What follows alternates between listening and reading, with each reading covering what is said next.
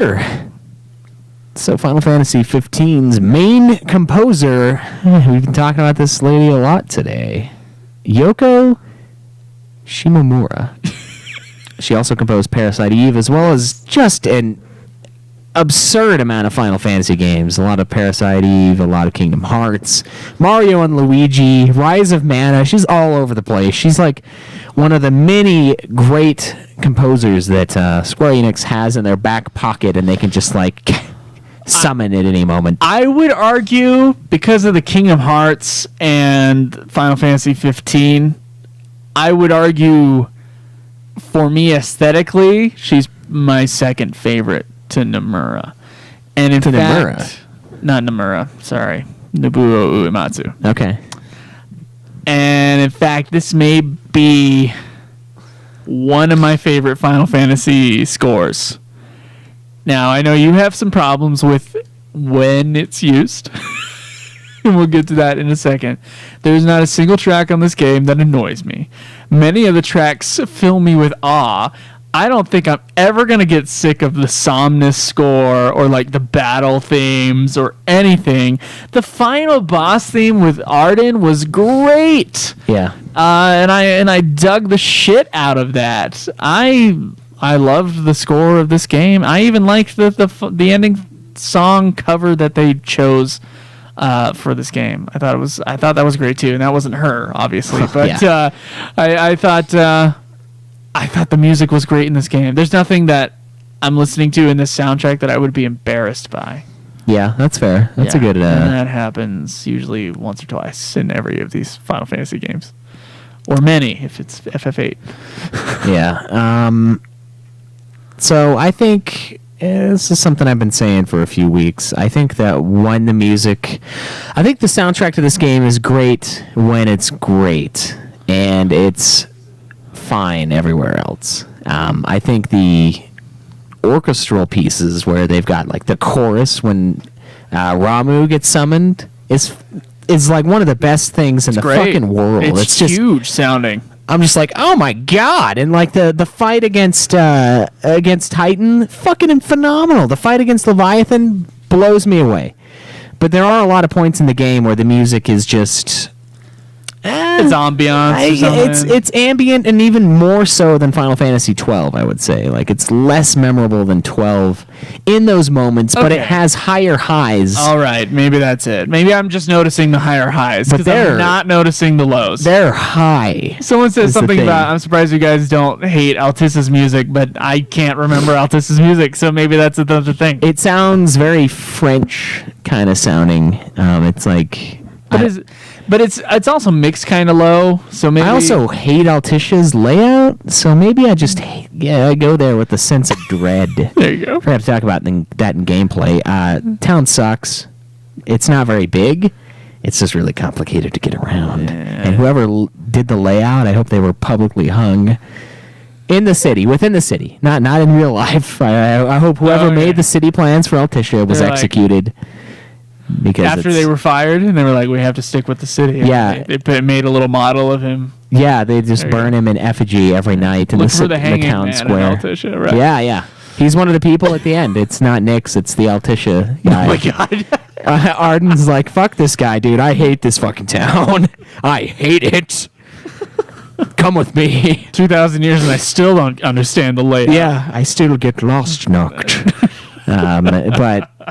I think there are some great tracks in this game, and I think she is a top tier composer at Square Enix. I think she does a really good job. I'm not sure if I like her more than Soken and 14 necessarily. I think they're pretty comparable, but I think her big pieces I like more than Soken's big pieces. Yep.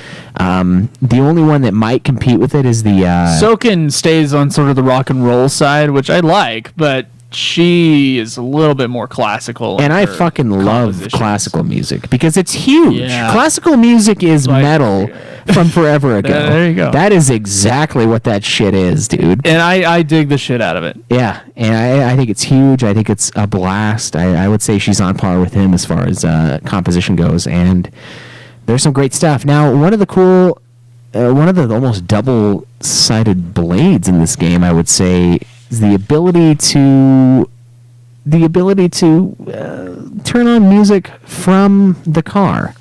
You Still can haven't found FF6's score. You can unlock different tracks from vendors to listen to classic pieces in the car. And initially I was in love with this idea. I was in love with it.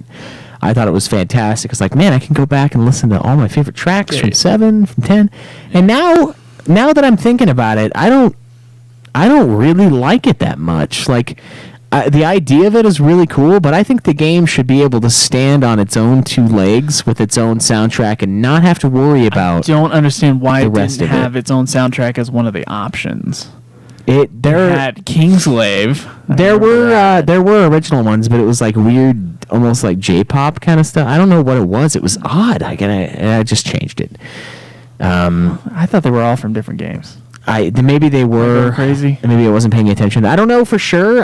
Correct me if I'm wrong, chat, but I don't think you can use it while you're on the Chocobo, and that's probably the only time I would have wanted to, because the Chocobo theme, much like in Final Fantasy XI, I don't need it. After the first 30 minutes, I know what the theme is, and it drives me to a place of anger and of pain. That mount theme in 11, I had to turn the fucking volume off because I was like, I can't do the any longer. And it was kind of the same thing in 15. I like the Chocobo theme well enough. It's just after a while, using the Chocobo all the time, I'm like, oh, and the chat says you can't use it. So,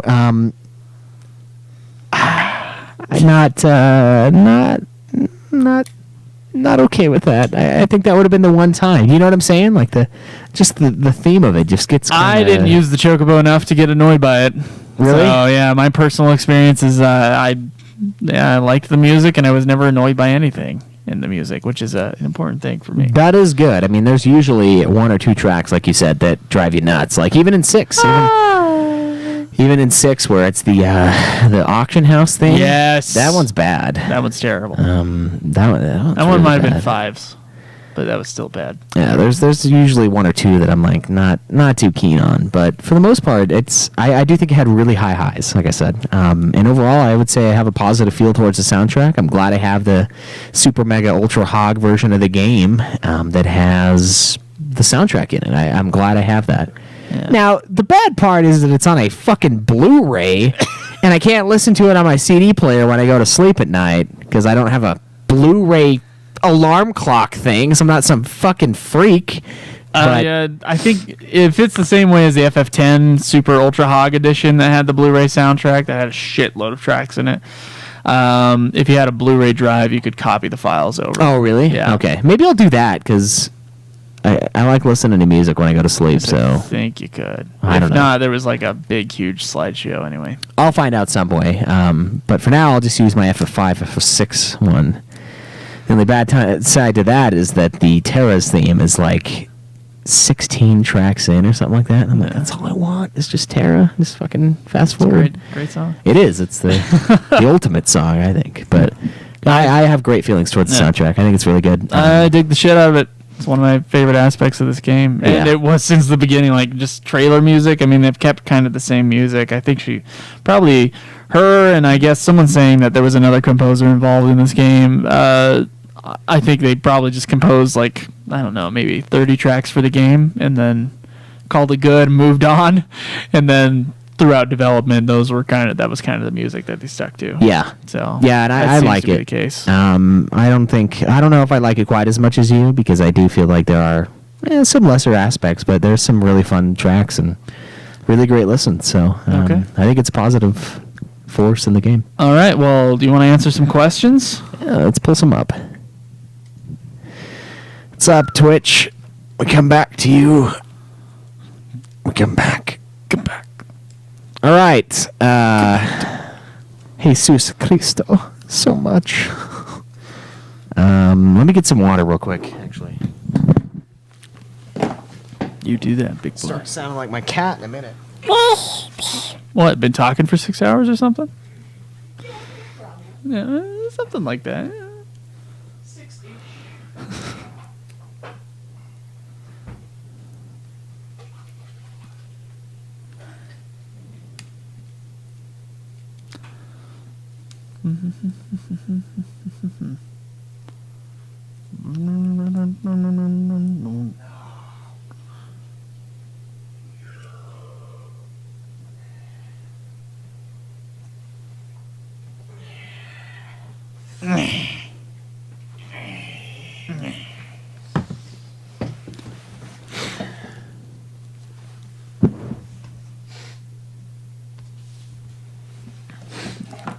You got questions pulled out?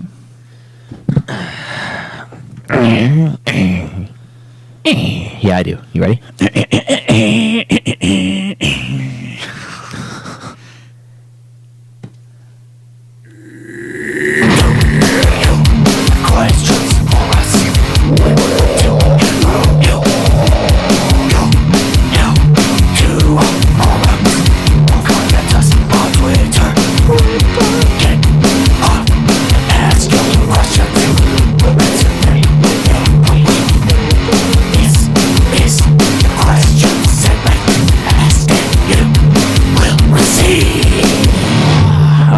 So a couple weeks ago, when we were getting prepped for this, we asked you guys what kind of questions you had for Joe and I for Final Fantasy 15. Corey, the first to strike. Did the cup noodle commercial make you feel as dirty as it did me? No. Kinda, but I thought... Yeah, it's a double-edged sword. It's funny, but yeah. It was probably the funniest quest in the game. He says, next, what was your favorite quest? Ooh. I like the photography quest line. I think the last photography one was probably one of my favorites, where you go fight the topless chick coming out of the photo. Yeah, that was cool, yeah. And it was a hunt. That. 2 birds with 1 stone. I like that. I would say that one, or the Deadeye, or the zoo hunt. Yes, those ones I would say. Adamantoise was cool up until the actual fight. Yeah. So he says, what was your least favorite quest or set of quests? Fishing. Yeah, fishing? Yeah, I just don't like fishing. Sorry. And every time that guy told me to go get tags, it was like... Fuck. Dave? Yeah. How many Dave quests like, how many in this game? hunters are even left at this point? Like, you guys keep dying left and right. And they're so... okay, the problem with the hunter quests is they're supposed to be you grabbing dog tags from fallen enemies, right? Mm-hmm. But we don't get any inkling of like how they died, or any sort of like connection to the characters, which is sort of it's kind of like the whole reason why you're going and grabbing these is to like give solace to the family members of the fallen, but we don't really have anything to cling to, and that's why some tags. And that's why it just felt like filler to me, and that's why I didn't really care for those ones as much. It was. I would say least favorite set of quests, though, probably Frog Lady. The last one... Oh, my God, you're right. The last one... Nope, yep, that's it. ...is absolutely atrocious. It's so bad. It's so bad. There's no way. Fuck those fucking frogs, man. There's no way I would have ever... I like the idea of, like, they're invisible until you kind of move the camera around, but the last one is awful. They're just random. She doesn't tell you anything about where they are. Like, oh... check around water. It's like, I only found one naturally. I had to go online and look at the rest of them. And even then, I would be like looking online. It would tell me where to go, and I'd be like, "Where the fuck is that from?" I hate it. I hate that shit. Yeah, I wasn't big on it. And it's just another thing to just add some more time to your play. I'm like, dude, come on. So not big on those. He also says, did Kingsglaive leave you with the impression that Ravus was dead? Yes, I thought he was. Remember when he burned his arm? Oh, yeah. He put the ring on and he fucking melted his arm. Did you think he was dead? I did think he was dead. Now, I don't even know why I didn't think about that during the game. I didn't even think about it. Yeah, I was like... Oh, yeah, probably because I wanted to block out that fucking terrible movie from memory. He said, I totally thought he was dead and had no idea who the white-haired character that looked like him during the game was actually Ravus until the boat trip after Chapter 8, and they were talking about his missing arm. Did you crash the car? No, but my roommate did. Like crash it permanently or what? Yeah. Semi-permanently? Yeah, someone in our group said they crashed it after doing the Piteos dungeon and they didn't save. So, like, you get a game over screen when you crash the flying one, and he just died, and it was gone. I didn't even know you could crash that thing. Like, I've hit the corners and, like, did some damage to the car. Yeah, driving normally. No, I didn't do it. All right, fair. Did you fight Yojimbo? He's a monster in one of the dungeons, and he was surprised to see him. Yeah, I fought Yojimbo a few times. He was also one of the late game hunts. He's in it a lot. Yeah, he's just one of the normal enemies. I think he might not have beaten it by this time. I'm currently on Chapter 9. I have a lot of questions about the character, or Chancellor character, but I'm hoping my questions will be answered while I finish the game. Nope! Sort of. Look forward to hearing the review. Well, glad you can. Alistair said, do you think the game actually benefited from being open world, and why? You know what? I think it did benefit from being open world. I think that obviously this is an early effort from Square Enix to do a game like this, and it kind of shows in its simplicity. I think we would look upon it like if this same game, not as good of graphics, came out, I don't know, 10 years ago from Square Enix, it would be a groundbreaking game. Yeah. Yeah, oh yeah. But at this moment, there are better Western RPGs that do the open world thing more fluidly. Yeah. And so in that case, it is a downer for a lot of people. But as a Final Fantasy fan, I did like this new aspect of the open world thing, and it's certainly a better way of dealing with I don't think we would be able to buy an open world map. Like, I don't think as a player we'd be able to the world maps that are in the PS1 games or before then. You know how they're all kind of like you go around the whole planet thing. Like you might be able to do that, but if you couldn't go to every single place, we'd be like, what the fuck? Yeah, that's true. So I think they dealt with it as good as they could. I think it's a beautiful world to explore. Yeah. And I like a lot of it. Certainly a lot of it is just like the regular world where it's a lot of nothing. Yeah.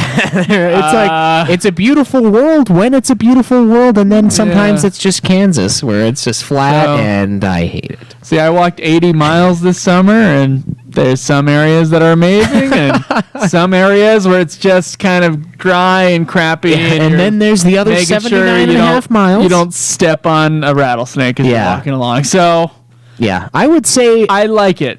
I would say the gameplay benefits from it being open world, but I don't think the story necessarily did. And I think the story was stronger when it was streamlined. And I don't know that it forced its own streamlinedness on it. So I think it did okay. I don't know if that's necessarily because it was, like you said, they forced the linearity, or if it because they limited the open world. I don't know. I think the implementation of the side quests is kind of what makes the open world not work as well, in my opinion. Because it's like chunking. It makes you forget the first part of the game, because you do the first little chunk, you get to chapter 4, and you're like, yes, side quests. And the side quests, I have my gripes, but it kind of takes you off of the campaign, and you almost forget what you were doing 30-40 hours later.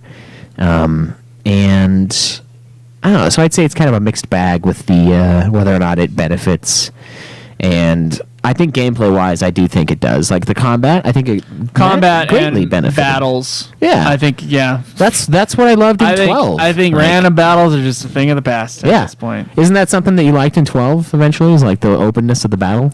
I did, but I don't think 12's open worldness worked as well as this one did. See, I think I liked it more. I'm not talking about the map. Totally I'm talking about the creatures within the map. Oh, okay. Yeah. Yeah, I guess this one works pretty well, actually. Yeah. I like that. Let's see. Haley Blue 156 says, "What do you think was missing from the game?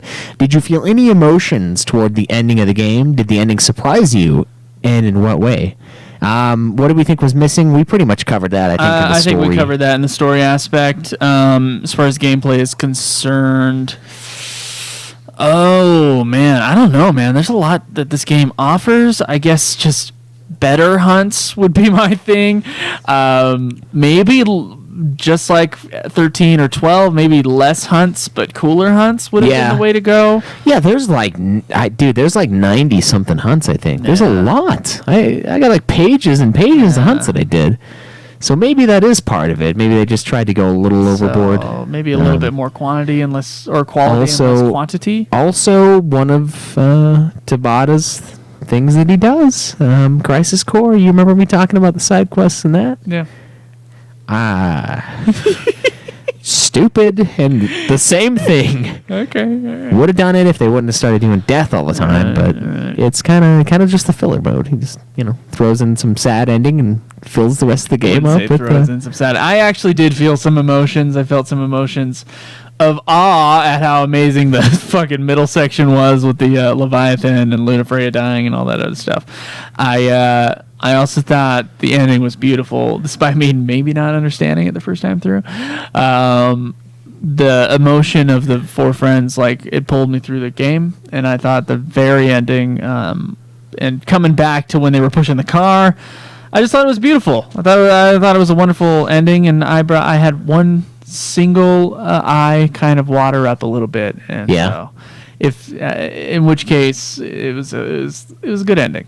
I loved it. Yeah, I don't cry, so that shit didn't happen. But I thought the ending was great. I don't know if I was really surprised by it. I mean, I guess I'm surprised it ended that way if I look back to the beginning. But we were being told by Bahamut that we were going to die, so that part of it, not super surprising.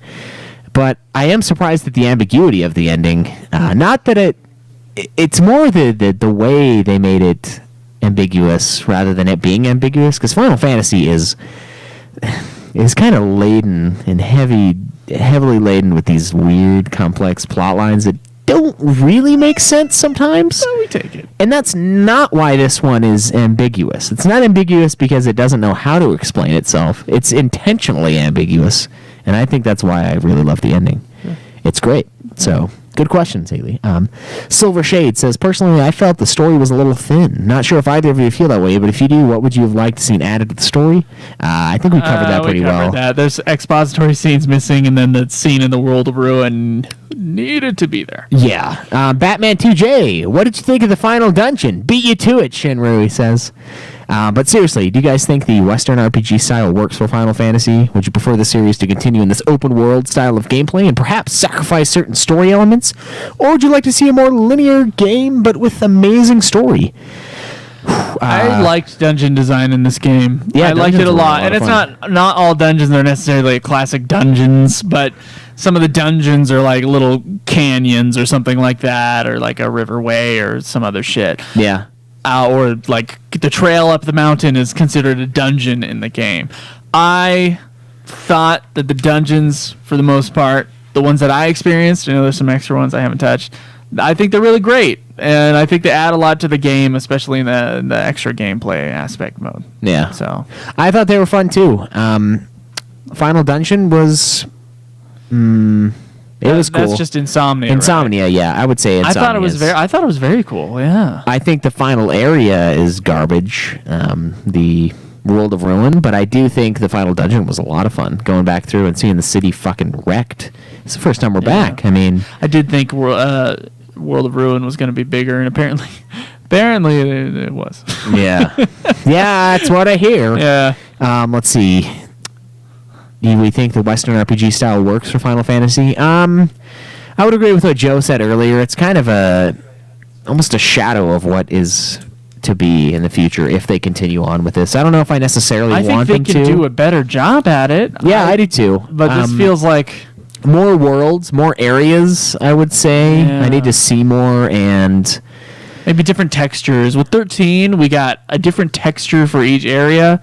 With this game, it's a lot of kind of like FF12. It's a lot of kind of, realistic looking places. I would say, yeah, it's not just realistic, but also kind of you're gonna give me temperate zone. Oh, okay. It's step climate garbage again. FF12 was a step climate. This is a temperate zone. How many times am I have to hear you fucking say that? It's a step climate. It's because I learned what it was in junior high, and I was like, Utah in this area is a step climate, and further to west, it's desert. So, because I know what step climate is, I'm able to see step climate everywhere I go. All right, that fair. Has a step climate. So, but this is more of a mountainous sort of thing. I mean, there are some step climates. I saw them. Yes, there are. There's also some like Arctic areas as well. Yeah. Unnaturally so, but yes. Yeah. I certainly wish there was more textures to the game than just like the one large region that we're at. But then again, it is a massively large region. Yeah. So I can't really complain. And I know someone in the chat or somewhere commented that Altissia they like hid the smallness of the city by the complex like ways to get around. And I kind of agree with that because it's not a very big area. Then again, I hated running through Rabanastre in 12, so I'm not sure if I love huge cities in games, but Listalem's pretty big, I guess. Yeah, it's not huge. It's fine. Yeah, it's pretty big. All right. I don't know if I necessarily want them to sacrifice certain story elements, but I don't necessarily think they have to. I think, in a way, this game kind of does it okay. When it's reading right now, right? When it's story time, they go heavy on the linearity, and the open world sort of takes a back seat. I don't think that's necessarily a bad thing. It is an odd thing, I would say. Are you reading right now? No, I'm talking to you. It looked to me like you were reading and you were talking, and I was like, hold on, is this his opinion or no? This is me. Okay. I'm saying it sort of benefits from the open world, but at the same time, you can still crack down and be like, all right, it's time to do story, and you do story. Well, that's what happened in this game. Yeah, it's definitely. Super open, and then if you wanted to continue with the story, you could. It's almost like it did the 13 thing, and then once you decided order. That was the case, you were stuck there till chapter 13. Yeah. I would say it's maybe almost more opportunities to return back would be good. Yeah, it's the almost opposite as Final Fantasy 13, where it's super linear until you break out into the open world. There's more opportunities to. Yeah, there are. Oh yeah. And it makes them very noticeable. Skull Hottie says, how fucking beautiful is this game? How fucking beautiful is it? Tell me how pretty those stars are at night and how majestic each of those individual feathers on that giant-ass bird is. It's pretty. It is. He said that's all, honestly. It doesn't blow my mind like FF13 did with the PS3. Yeah. But it's pretty.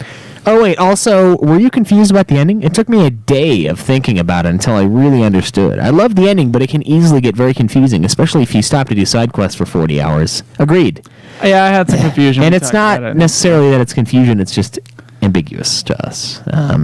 There's some good evidence for them not being dead. See, I wasn't sure if he was talking about the fucking Arden plot line. You know what? Part of the reason why the Arden plot line is so difficult is because during that cutscene with the crystal, the music is like ridiculously loud. Oh, I had subtitles on. I did too. Dude, I did too, but it's only because Stolas told me to turn them on because that part is so awfully mixed. I didn't even think about that. It's like our FF15 release episode, but worse. Like, I cannot hear what that motherfucker's saying to me. And that's important stuff right there. That's him telling you exactly what happened to him. Right. And it's like, I didn't notice. Can I please get the orchestra to turn off? I didn't notice that. But yeah, that's a small area of pain. Let's see. Wannabe says, I feel 15 has a very strong division between gameplay, really fucking solid, a lot of fun, and story, what the fuck just happened, and why are you helping me now? So it begs the question, what is the most important part of a Final Fantasy game? Is it story? Is it gameplay? Is it somewhere in between? What makes 15 a Final Fantasy game besides the title? I think to me the most important part of Final Fantasy is story. Yeah. I would agree, but I like the story in this game. I think it's important that it has good gameplay along with it. Certainly, I rank 13 kind of low because the story's not that great. It's certainly not the gameplay. The gameplay may be my favorite, so I don't know. On the day, but 13 is a battle system that I really love, and I think I can really get into it. Yeah, that's why I love 12 as much as I do, because of the battle system, because I love playing the game. Yeah. I don't necessarily love the grand narrative that it is. I like aspects of the stories. Yeah, but it needs to be a good balance. I think my rankings are usually based on story, primarily. Yeah, mine are too. So it's a Final Fantasy almost first and a video game second. So I can forgive some crappy gameplay if I get a good enough story. I can also forgive a lesser story if I get some really fun gameplay. So that's true. I would say if FF5 has good enough gameplay that it eclipses. We put it above 4, and 4's story is much better than Final Fantasy 5's story, I would say. until the very end. Yeah, I feel like the ending of FF5 is good. And It's then, way good. It's super solid. FF4's ending's not. Yeah, but it's enough. The gameplay was enough to make us jump 5 over 4. So I guess the real answer is, I don't know. It just depends. If one's way better than the other, then that's the one at the time. Hat says, FF15 spoiler. How do you feel that Gladiolus and Eris's father, Clarus, Cydia, died in the Kingsglaive movie, yet neither Eris nor Gladio brought it up or even seemed to struggle with it in the game? already talked about it. We did. Moving on. Great question, though. Jay Heltonator says, what were your thoughts on the battles where Noctis goes full hog? Arden and Leviathan were awesome visually, but this game was way too easy. I wanted there to be more HP for all the bosses. I only had one game over in the entire game, and that was because I didn't realize you couldn't let that initial health bar drop during the full hog part of the last boss. I had too much fun playing that I cared about how challenging it was. Yeah. And I thought like random enemies were challenging, but they're not challenging in the way that I'm going to get fucking game over, because I find game overs fucking frustrating. One of the great things about 13, despite a lot of game overs, is that it has a retry button. Yeah, thank God for that fucking retry button. Thank God for you. But obviously they couldn't do that because this game is not as linear and it's not quite set up in the same way. Yeah, it's with just save layout, points yeah. or everything like that. So I don't know. I dug it. I wish there was a hard mode. Yeah, exactly. They might patch that in, but level 1 run is probably the hard mode right now. Yeah, probably. But I agree, and normal was pretty easy. Normal was easy. I think I died twice, and it's mostly to do with that fucking dungeon. Yeah. Did you do that dungeon? Did you fight all those fucking motherfuckers with the Naga and the Iron Giants? Yeah. Because there's one more Iron Giant every time you go down there. Yep. And you got to go down there multiple times. It's crazy. It is. I kind of do agree. I think it should have been tougher. And like I said earlier, that was a bonus thing. Yeah. I don't think the Leviathan thing is a fight so much as an interaction. Which I liked. I liked that little aspect. It worked. Yeah, it worked. I just don't think it's... It made it a lot more cinematic than a normal Final Fantasy would, where it would just be, okay, we're going to fight this gigantic Godzilla creature, but we're just going to kind of stay in the same mode. I think it works in that aspect. All right, let's do Shinru's It mega added to the list. scale, and I liked it a lot. That's fair. Yeah. Shinru asks, thoughts on the graphics? Did you see those lighting and shadow effects? Yeah, those were actually pretty good. I think that part of it was good. Better. Did you look at the I night liked it. sky? There are actually falling stars and stuff. It's insane. I Hair didn't physics notice that. good. Yes. Did you buy all the extra soundtracks? I did, but I don't think Joe found I them didn't all. find FF6 because I was missing it, and I was like, I don't know what's going on with it. Did you A listen? lot of the times I was like, well, why don't they have certain tracks on here? Like they had one track per expansion of FF11. I was like, what is this? Yeah, there was actually... Don't they have more room for more tracks on here? Come I on. feel like there was a lot of stuff for 11, but I only listened to it like twice, and I was like, I'm done with the car. Well, there was stuff from they would think there was like one track from Wings of the Goddess. Oh, really? Like it said 4 CDs, but there weren't like a full list of tracks on each CD. It was just like I a see. couple. Did you listen to the FF15 soundtrack or classic FF tracks more? Probably classic when I was in the car. Okay, well maybe I just missed the FF15 soundtrack. 'Cause Maybe. I didn't see it in there. Did you buy the portable music player from the car shop so you could listen to music while walking? I did, but I never used it. I think that's kind of dumb. I think they should have music around the world that captivates me enough that I don't need to have an MP3 player in my ear. Did you I'm play not, Justice Monsters 5? Yes. I played it a total of 1 time to get the trophy. I didn't understand the game at all, and I just went ahead and said, fuck it. Yeah, I don't like it. Let's see. Favorite male party member other than Noctis? I don't know. I like them all, kind of. It depends on the situation. I like liked- Ignis a lot. I liked Gladiolus a lot until he was kind of a dick, and then I was like, he seems a little over the top. But Ignis is like... Ignis is sweet. I Dude, like him. Ignis is like a fuckface all the time, though. He's like... I like him. He's like so bossy about everything, and he's just like, it's like he's your mom. Like he's that one friend that you're like, everyone's having a good time. I and he's like him except when he's a fucking puss about driving around at night. Yeah, Fuck that guy. he's like he's like Noct. I I can't. I do like him though. I think I actually might like him the most. It's tough. I think Gladiolus is awesome. He's fucking hardcore. But Prompto can actually be pretty funny. I thought he was going to be really annoying. A lot of people told me he was. I think he's funny. Yeah. I find him mostly funny. Yeah. He ain't no Riku, and I thought he was going to be. Like, it's the annoying character, but I don't think that annoying character exists in this game. Thank God. Yeah, finally. I agree though. I laugh when in the very opening cutscene when Prompto's lying on the ground and he's talking about like being super exhausted after pushing the car. Like I actually laughed at that. I was like, oh, that's pretty funny. This guy's great.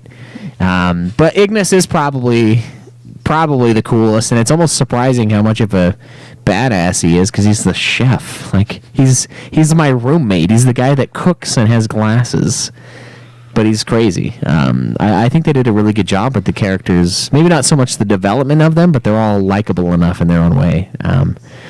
So it's a toss up between him and Gladdy. Those handstand push up things that's hard to beat. I mean, those zoo tenders, pretty fucking good. But yeah. Let's see. Did you explore all the extra dungeons? Yes, to some extent I did. Except for Piteos. I explored a lot. I don't know if I hit all the dungeons. I didn't try to. I don't think. What did you think when you went into the first dungeon / cave? Oh, well, I played the demo, so it was actually kind of like a watered-down version. So Yeah. I wasn't that impressed with it, but there are dungeons that go past what the demo had in it. Yeah. So that was my own personal experience with it. I thought they were cool. I like the dungeons. Favorite dungeon? I actually like Castlemark. It's really uninspired. Later on, Castlemark Vanilla is atrocious. Is a crime against man. Castlemark without items is actually pretty fun. It makes me the most angry I've been in a long time because it's so fucking brutal, and sometimes you're fine against the group of squidmen, and sometimes the squidmen just bend you over and kind of take you. So I think it's fun though. The challenge aspect is really good in that dungeon. I dig the volcano and then the other sort of mountainous one that you go up and gotta fight. The Grove one. Yeah, the one with. Oh shit! What is the thing? At the top they're of that? outdoor dungeons, but I think both of those are my favorite. Okay, that's fair. Yeah. Favorite boss fight? Oh, we already did final dungeon thoughts, so favorite boss fight. Shit, I liked Ifrit a lot. All right. I guess if we're not talking about story, I was just blown away by Leviathan. Just the cinematics of it, I thought it was great. It's not so much the challenge, I guess, but I was having a lot of fun, and it was a very cool scene. If I were talking about other boss fights in the game, as far as there's the dragon at the bottom of Costmark, I thought was a cool fight. Yeah. Yeah. I thought that one was pretty good too. Behemoth was fun. It's a little different than it was in the demo, but Behemoth was fun. I liked some of the late hunts. I can't remember what they're called. It's not that they're not memorable. It's just they have really weird names. Some of those ones were really cool. The last level 120 guy I fought to get the Zwillblades? Yes, Zwillblades was a pretty awesome fight. It was like a mech dude that was doing this laser beam thing. I think there were a lot of good boss fights, but I think as far as the story ones go, probably Leviathan, even though it's not really a fight, I don't think. It works. Thoughts on the final boss fights? Kind of went over that. We did beat Adamantoise. We did get all the Armiger weapons. Joe, did you finally get Ultima Blade, and did you know you can get it early on, like in FF8, getting Squall's best sword on disc 1? Okay, I realized what the thing was wrong with, and it was just that I hadn't gotten the fucking item. I told you. I thought I did, and I did not. I told you. Sid is a fucking liar, and he leads you on. I thought I had Did you go get it though? No, I didn't. Oh my god. All right. Fine. I was already done with the game at that point. By the time I was like, "Fuck, Sid, what the fuck?" Yeah. And then I double checked my shit, which I hadn't done. That was probably the problem. And then I just realized, oh nope, I was wrong. I was totally wrong, and I did not get the item. Yeah. Fine. The Helix horn or whatever it is. Yeah. I got it pretty early, but favorite summon. Oh. I'm gonna say Odin. Just kidding. Odin. The secret Odin summon, did you not get that? No. No, I was fucking with you. It's not in there. It's because, I know it's not in there. I would have fucking found that out. I would say Ramu. Probably. Ramu is still just incredible. Yeah, Ramu is probably one of the coolest. I like all of them, though, man. They're all great. Bahamut was cool. It's tough. I do think Ramu, because of his scale and the music and shit that goes on when he comes in, it's really good. It's great. I like Titan too, and I like Shiva. Fuck, I like them all. I like Shiva when she comes in to the Ifrit fight. Yeah. No scissoring. That was sweet. Unfortunately, that's one thing 13 has over it. But Shiva was a cool one too. They're all great. Like, that's the thing, is they're all so well done. It's tough to decide on which one, but I do like Ramu. I'd second the Ramu. Godbeard for the win. Altissia was insanely detailed, right? Did you get lost and explore? I got lost, but it wasn't fun lost. I thought it was a weird sort of Venice kind of style layout. And I never had a problem with the city. Dude, the guy... I never had a problem with it. That's not true. I heard when you first got to Altissia, I heard you say, like, oh my god, the city layout.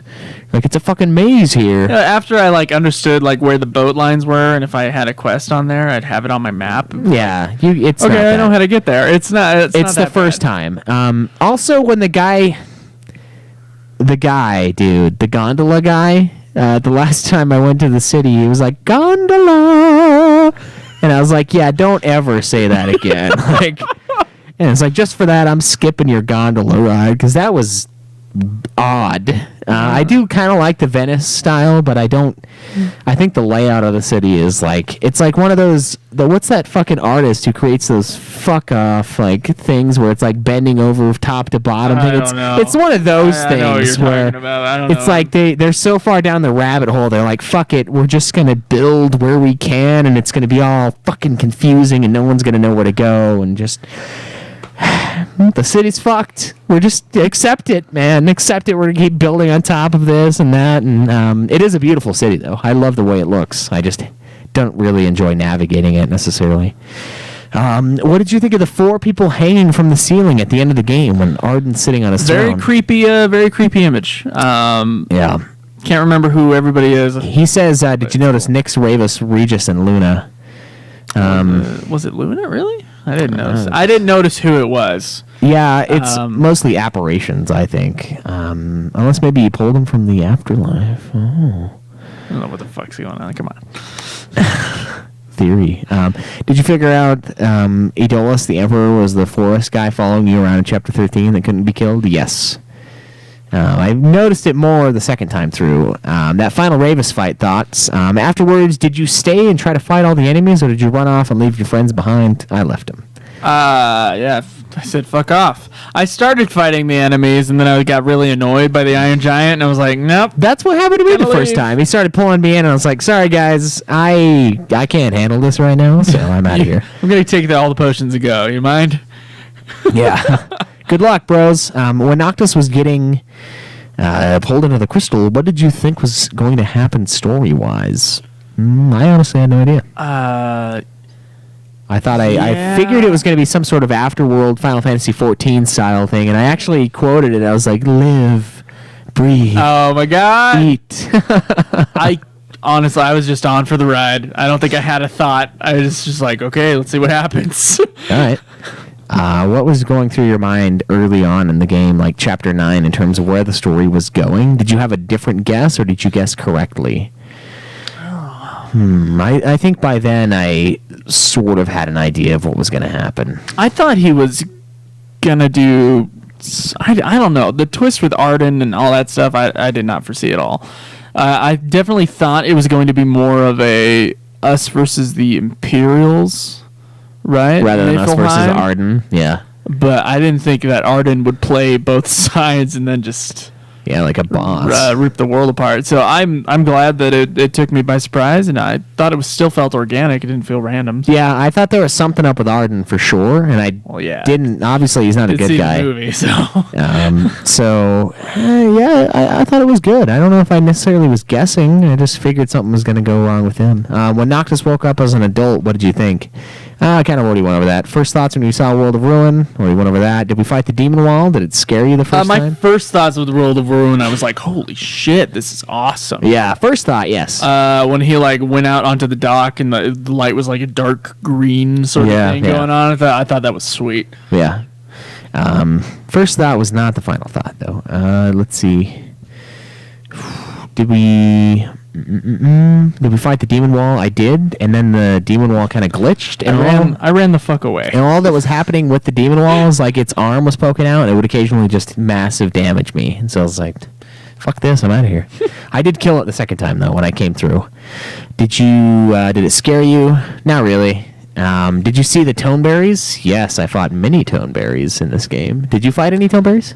I think I did. Okay, that's good. Because the I think 13 about some toneberries and the toneberries. 15 toneberries are kind of hidden a little bit compared to the rest of the series. I think they were in a dungeon somewhere. Yeah. Yep, there's toneberries. Did you ever get teary-eyed, emotional, or cry to the game? No. Answered that.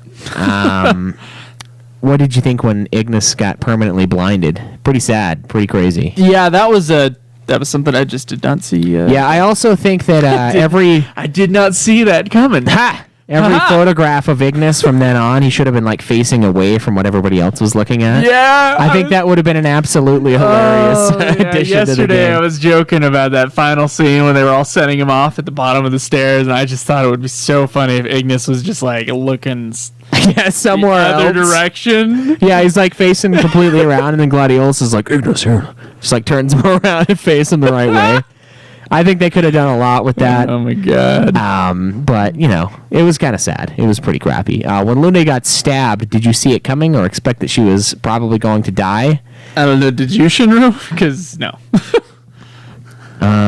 Did I see it coming? No, but I wasn't super emotionally attached. Did you think it was a modern Aerith moment?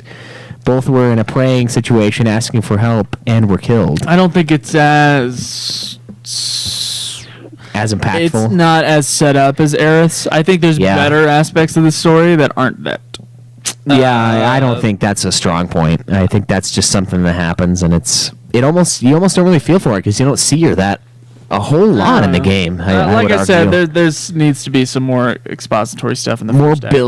more build up, and that would make that scene stronger. It's still a great scene, but it just doesn't I didn't cry. Yeah. It's like, when Noctis put on the ring finally, and you could use Death and Ultima, thoughts? I forgot that he put it on earlier. They're pretty cool. I think Death looks awesome in this game. That was just an amazing effect. Yeah, that's one of the reasons why Chapter 13 was okay this time. I like the countering, and all that stuff was fun. Did you like the magic system in the game? Already covered that. Was it better than FF8's draw system? Yep. What clothes? Is there anything that's not? Yeah, I don't think so.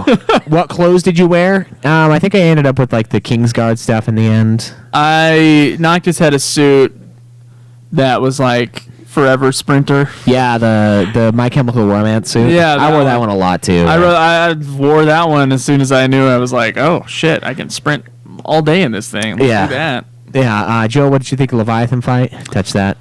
Did you ever forget to fill up your gas tank? Dude, yes, okay. One time, this fucking gas tank thing, I ran out of gas because I wasn't paying attention, and this was before I was doing a bunch of fast traveling because I was early on in the game, so I didn't have areas unlocked, right? Car breaks down because I ran out of gas. I get it towed. I go upstairs and talk to Dwayne for like 10 minutes, and I come back down, and I get in the car, and I just drive off, and I'm like, I should probably refill it. I drive, dude, I like pull out, and then it stops again. It's like, we are out of gas. I'm like, fuck! And she charges me to tow it again. Like, I almost don't want to see her in the World of Ruin because of that shit. I had to pay her to tow me, and I'm like, oh my god, she didn't top off the fuel. Like, what? So yes, I ran out of gas one time. It was super irritating. I never ran. I ran out of gas like really close to the area I was getting to. So you're like, I'll just deal with it later. I towed it and I didn't care. I just did it. I used the tow mechanic to fast travel back to Hammerhead a couple times, but that's smart. Yeah. Joe? Why aren't you buying the cheap $25 season pass? You get so much DLC story content, and with $25, you get it all. Maybe I will after everything comes out. So you're just morally opposed to it right now? Yeah. Do you think Arden was a good villain, and where would you rank him? Don't want to rank him yet. I think that's an interesting topic for a full episode with deep discussion. Deep, quote unquote. I think we might have a question somewhere that asks that and asks us to. Yeah, Arden is a good villain. To deal with the villains. Yeah, I think we do actually. Yeah, there is one. I think so we'll deal with that. Good question though. Would you agree that this game was scarier and had more horror elements? I guess I jumped a couple times and then like the dungeons and shit. So, yeah. I'll go ahead and say it's a scarier game. Yeah, I guess. I didn't. Not as scary as fucking Parasite Eve when I'm running away from the motherfucker at the end of the game. Yeah. Still getting a game over. Yeah, that's pretty scary. It's not that bad. But I guess it's for Final Fantasy, yeah. You said Chapter 13 is awesome, right? For a change of pace? I didn't think so the first time, but it's okay. I thought it was good. I don't know if I'd say it's awesome, and I don't think it's scary. But I'm kind of a dick. So, did you die at any of the bosses or final boss? No. Come on, we're professionals here, Shinru. What kind of question is that? Too many Final Fantasies in a row. I can't fuck this up. Yeah. What did you think of kids playing this game as their first FF game and becoming fans? That's great. Oh, I think it's a pretty good game for a first timer. Yeah, it's not too story heavy like some of the others can be. It's also not too JRPG-y, so there's not enough stupid shit in it. That's my thing. Like when I was talking about like little kiddie kind of cartoony or super, I don't know, stereotypically girly moments. Yeah, this game doesn't have it really. This game doesn't have those, and it's such a breath of fresh air, and it's a good way to get into the series. I mean, all of them have that to some extent. There's always something goofy about it. Yeah. And I guess Prompto is the only thing that's goofy in this game, and if that's as bad as it gets, that's nothing. Yeah, I think it's a good place to start. It kind of doesn't necessarily honestly show what the series is, but I think it works. What did you think of the city where all the women work in the foundry? I'm not going to answer that. And the guys just walk around the town in nice clothes, buying food and stuff. Call back to FF4, Troya Castle, where it's just all women. Maybe. Yeah. I thought it was weird, although I will add that the one woman who gives you quests in that area is completely worthless. Oh, yeah. And the party, talks her up. They're like, oh, she's such a hard worker. And I'm like she's fucking shirking off her job. She keeps giving it. And there's line after line of dialogue. And I'm like, dude, what are you people talking about? She's worthless. She's like, maybe I shouldn't take on so many jobs. I'm like, oh, you think?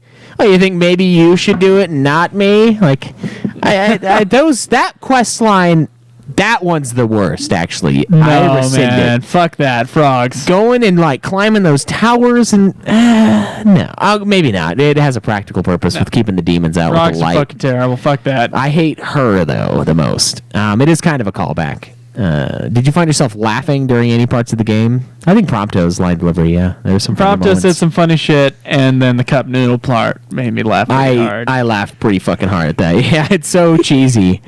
Did you find any Easter eggs or classic FF references and stuff in the game?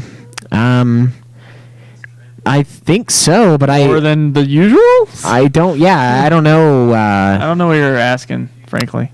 Yeah, you should point some of them out, and we'll talk about them, because there's always references, and there's always little things that happen, and little things you see, and it's like, oh, that's cool, what's this? But, I mean, they're Final Fantasy games, so they always call back to each other? Yeah, so it's a really hard question that's special to answer, yeah. You should point those out in a post somewhere else. Did you think any of the enemies in the game are really ugly and scary looking? The mind flayers. Not as scary as when you use the death on them. Mind flayer. Yeah, they get all super thin. They're like, I've been dieting, bro. And then they just disappear. Mind flayers, I think, were kind of gross. Freaky looking. If you were forced to marry an FF15 monster enemy, which would you choose? That's an odd question. Which? To marry? What the fuck? I don't know. Shiva? Shiva. Do you even fight her? I don't care. Shiva. Leviathan. Mary, that's all. I mean, if I want to Mary. have somebody, someone to protect me. I'm going to go Leviathan. You can do whatever you want. Oh, shit. Maybe that scary lady in the painting. Yeah. don't fucking What about Hillary Clinton? I guess she's not a monster enemy. She might end up being one. She turns into a demon. Who knows? Who knows, man? Favorite food or you made or ate? I like the zoo crisps. They actually looked really tasty, and the food porn in this game is like crazy. Do you ever get hungry seeing the food? Yes. I think it looks phenomenal, and it's bizarre. I think the food's delicious looking.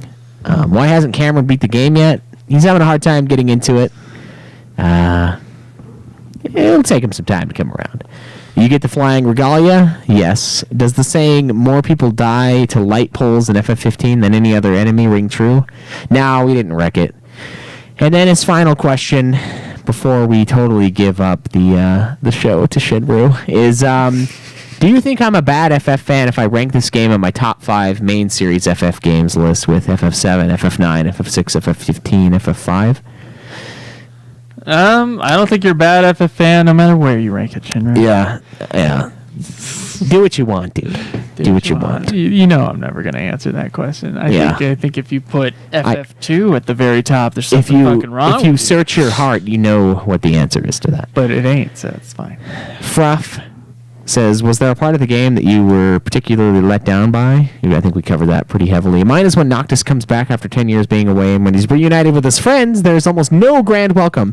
They don't ask what happened, where Noctis has been, nothing. Yeah. It's almost like, oh, hey, let's just pick up where we left off. Huge chunk of time has passed, and I just felt like part of the game, yes. It was handled poorly. Curious as to what you guys think. Well, you heard all sorts of it.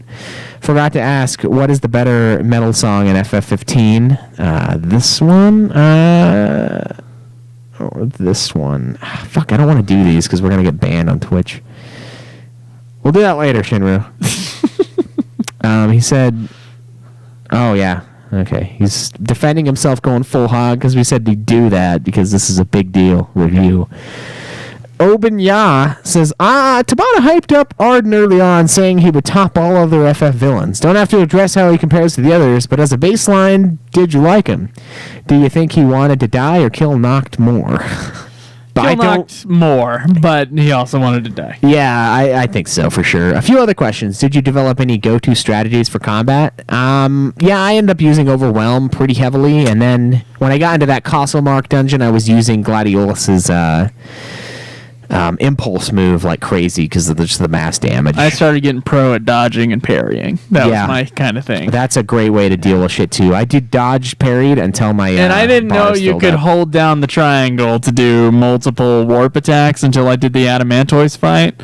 So I started using that a lot where I was like, fuck yeah. Yeah, it's good. That was great. Any favorite party members, techniques / skills? Gladiolus had a slasher move that would like take a lot of things out. I like that one a lot. Yeah, I would say Ignis and Gladiolus are my favorite. Promptos are sometimes nice. Is one I can't remember what it is, but it's like a move where he just does a critical hit. That one's pretty easy to get, especially late game, so I use that a little bit, but mostly Overwhelm, and I use the boost one, I guess. Ignis has one that like boosts your damage. That one's pretty nice for Adamantoise, just those big long fights. And then Impulse. So, did you summon Titan or Leviathan? Yes and yes. Titan was kind of a pain in the ass, though. I only ended up getting him like 3 times. I got him once. Leviathan was pretty common. Yeah. Titans was cool, though. He just picks a big-ass chunk, and it's like... I think he should have picked up, like, Insomnia and just thrown it and been like, dude! He just can't beat the game. Fucking city's ruined, Arden's dead by his hand, and you gotta wait, like, until he comes back from the afterlife. You fucking always do this, Titan. Krinatal says, what's your favorite moment? The ending. Yeah, I'd say the very end. That's a great part of the game. What is your most hated moment? Lack of moment, mostly when they don't fucking... no one says anything when it comes back after 10 years. What the fuck? Yeah, I would say that. I would say the way they handled the... Or how about getting turned into a frog when the Nagas and the and the Iron Giants are after you in that dungeon. I think that's my least favorite moment. Okay. Most frustrating. I would definitely say when Talcott has given you his rehash of the last decade, I thought that was lazy. Has your perception of a story in an FF game changed at all based on the story of 15? Yeah, I think more straightforward is good. I just, a little bit more exposition, but I don't think they need to go off in a million different ways like they do with the other games. True. Yeah, I would agree with that. I think it's nice to have kind of a simpler story with some open-ended areas where it matters, as opposed to trying to figure out core elements that are like beyond our ability to understand. Yeah. Has your current experience changed since starting New Game Plus?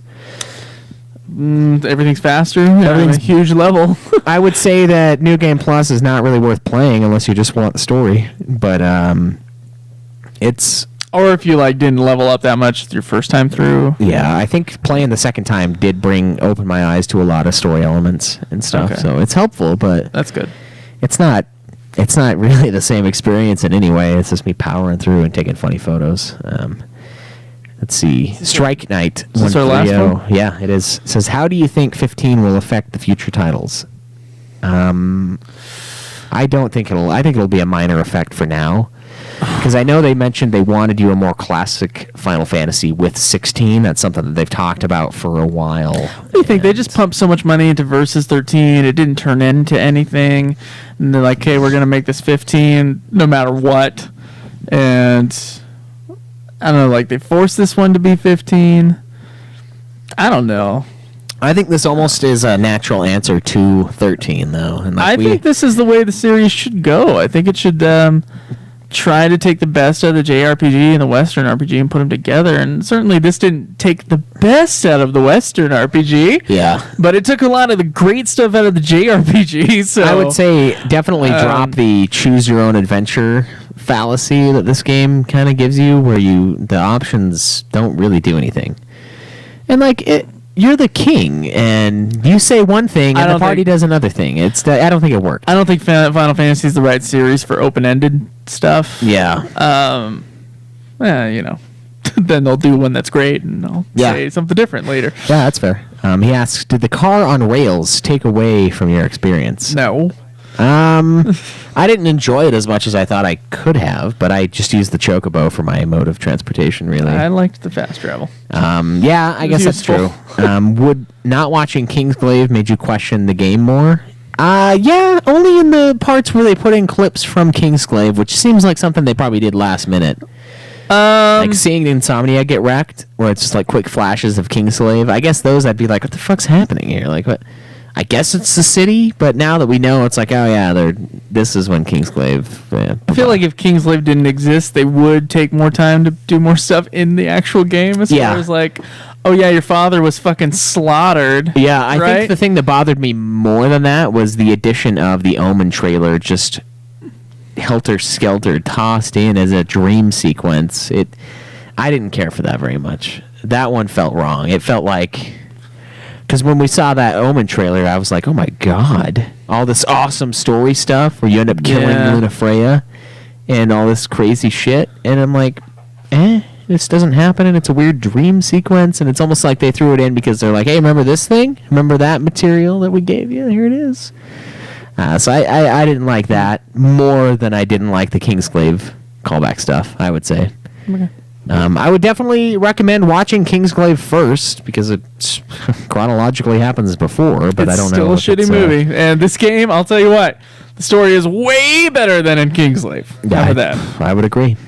God damn it. Well, thank you guys for your questions. We really appreciate it. This has been an awesome episode so far. We're not quite done. We got to talk about the legacy. Whatever little there is, and then we got to talk about our overall thoughts and our audience's overall thoughts on the game. Yeah. And then we got to rank the motherfucker, so let's do it. All right. Do we want to rank it before we go over the overall audience thoughts?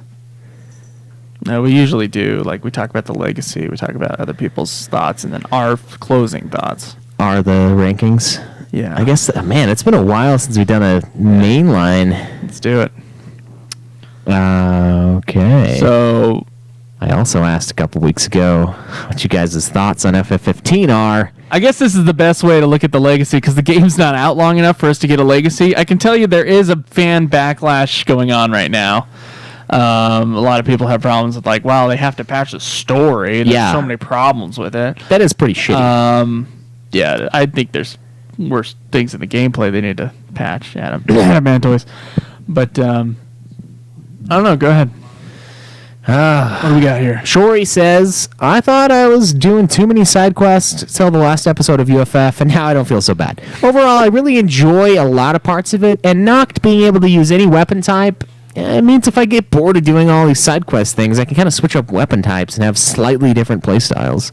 So far, I'm a big fan of that great sword you get from Titan that shoots out the magic missiles when you warp strike with it. That one's cool. Stolas goes for it. I can do it. You sure? Yeah. Tired of hearing my voice? Kind of. Fuck you. All right. How about that? Could you zoom up? Oh, why? Because the monitor's like 4 feet away from me. Thank you. All right. Here we go. So Stolas. FF15 story. Chapter 1. It was fairly short, way shorter than I expected. I was okay with the structure for the most part. The parts that were fleshed out, they were amazing. I would agree. Yeah. I would agree with that statement. One of my favorite parts was when Gladio just reams the shit out of Noctis on the train. It's probably one of the better acted scenes and the realest FF has ever gotten dialogue-wise. My other, I assume English dialogue-wise? Yeah. Yeah. Which you can listen to the Japanese version, which is a great addition to this game. My other favorites was the CG scene of Luna passing the ring to Noctis, and then that whole, I agree, that whole chunk of the Fidona Castillo mine.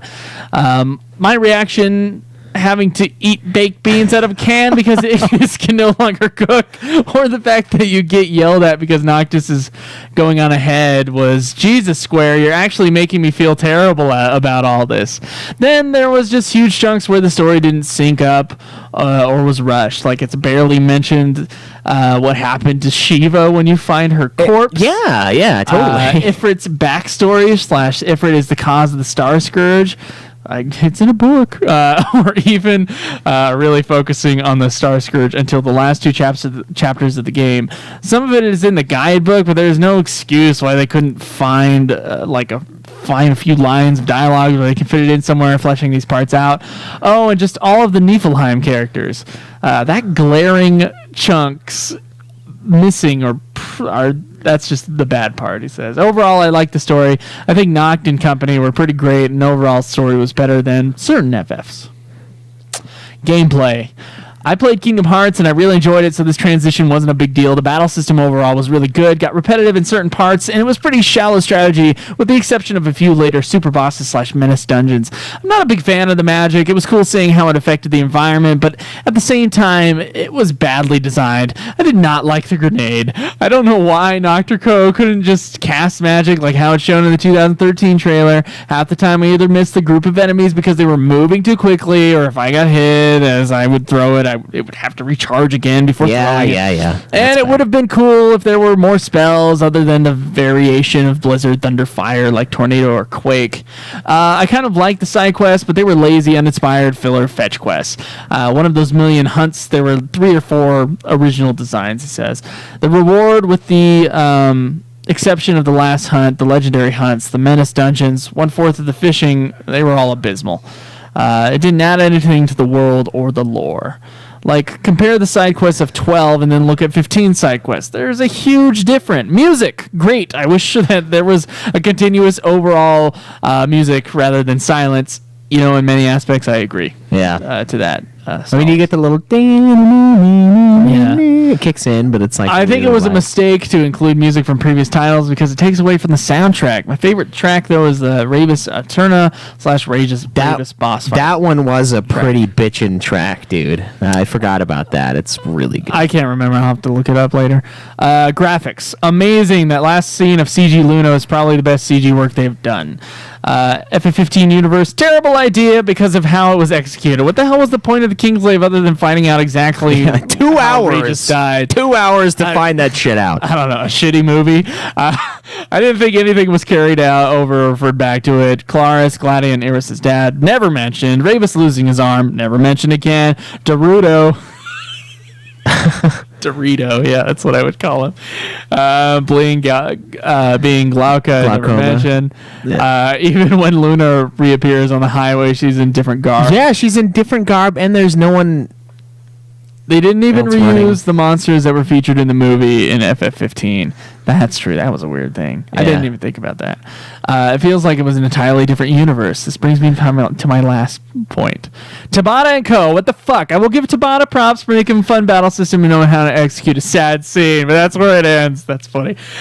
Instead of including 2 to 3 hours of gameplay of Insomnia being invaded, having Noctis be there for the attack, maybe even witness his father's death, which would have made Regis-Noct relationship way more powerful and even relevant. With already built assets, they had to get the guy from Need for Speed in there, right? Yeah, he had to play someone.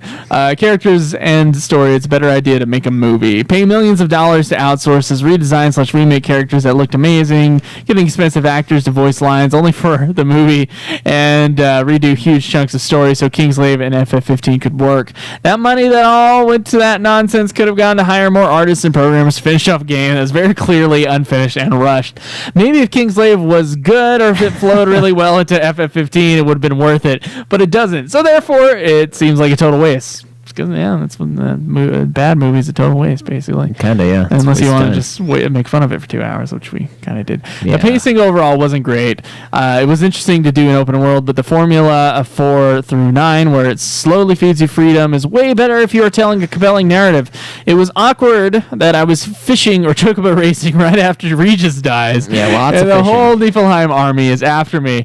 Also, I understand that he wanted to listen to fans, but the thing that they added more in the game was they added it because of demand, like the goddamn poorly designed flying car, which has absolutely no other use than accessing one dungeon, was a bad idea because of how it wasn't really integrated in the game. I would have rather that time been spent on finishing off the story or animating scenes. Oh, and why exactly couldn't any of those scenes that were shown from the 2012, 13 to 2015 trailers not be used or repurposed? I understand that the scenes where Luna was a little girl is being abused got cut. I honestly have no interest in watching a little girl getting smacked around in my fantasy games. But the one thing this game needed was a little fat in the story, especially scenes of Noctis and Regis. Instead, we got 60 to 70 hours of filler side quest. My general feeling of FF15 is that I'm constantly on the edge of this being one of my favorite FFs, but at the same time disappointed because it has the potential of being so much more. My ranking is 7, 9, 8, 15. Is that... Yeah, that's the top. Okay, all right. That's his ranking. 10, 12, 5, 6, 4, 3, 2, and 1. Yeah. Thanks, pal. Thanks, you. Good review, man. Good review. Very odd in the end where you just go nuts and then you're like, yeah, fuck it. Top 3. I guess top 4. Top 4. Then Zara says, my FF15 is a little different than most because I played it a week early without part of the patch. For the most part, it's the same, though. Main two differences, I had to wait for night hunts, and the rating system for battle was different. Anyway, on to my review. It's no surprise that I love FF to death, playing the crap out of the series. FF15 pretty much had everything I've ever wanted from an FF game. It is truly a masterpiece in my eyes. Story. 9. It only gets this because it lacks in execution, but the outline of the story is brilliant and the bros are amazing. Plus, Arden's my second favorite FF villain now. Gameplay 10, just simply amazing. I've never had this much fun playing any FF game before. I would say any game before. The combat is always what I wanted from a game. It is just perfect. Music 10, amazing, enough said. Graphics 10. Played on the Pro and it looks insanely good. I was floored. Overall, the game just did it for me. I love everything about it, including the car everyone hates. It truly feels like this game was designed for me. It's my second favorite FF now and second favorite FF. What? I could have beat 7 if the story was better executed, but I still love the story. I cannot say how much I loved FF15. I cannot wait for the patches. This comes from Silver Shades. Silver Shades. Do you wear them at night? So overall, I thought it was okay. I'm still not sure where I would rank it, somewhere next to 12 and 13, which are mid-range of the series for me. I think the hardest part for me was that it seemed pretty clear to me that a lot of the story got cut. I think Ravis was supposed to be a much more important character akin to Cypher in FF8. It seemed that in our first introduction to him in the game that he was being set up as a sort of rival to Noct, and then rival for his sister? Yeah. Maybe rival to be the chosen one. And I then guess we that don't could have been something. see him again again until the end of the game when he's already dead / turned demon. I'm also still not clear on if he actually joined the Empire legitimately and then was convinced later that Noctis was worthy, or if he joined the Empire mostly to protect Luna and be in a place where he could ultimately help the kingdom of Lucius. I'd like that to be the reason, but I don't know if they fleshed it out that way. I also felt that we got a little bit ripped off in the story of Luna. I still wasn't clear on the nature of her relationship with Noct until the end, until the scene that she died. I guess she actually did love her. Okay, him, I think. And I guess Noctis also loved her. Nocto. But most of the time, I was wondering if this was really romantic or if it was just their duty. I'm also still not fully understanding Luna's role. At first, she seemed super badass and appeared like she was basically doing the same journey as Noct, but on her own with just her dog, taking on the gods, trying to convince them that Noct was worthy, which why couldn't he do that by himself? But then later on, she has that scene where with her brother where she says that her flesh is failing her, which I took that means that she was dying. Is that an Oracle thing, or is she just always sickly? It's an Oracle thing brought on by the Star Scourge. Anyways, overall, I felt like the story was more coherent and interesting than 12 or 13. I loved all the main characters, and the ending was quite a good payoff. It was very sad, but also beautiful. The bonds they had created through their journey felt very sincere, and I actually thought it was a really great touch at the end that you had to look through all your pictures and pick one to take with you.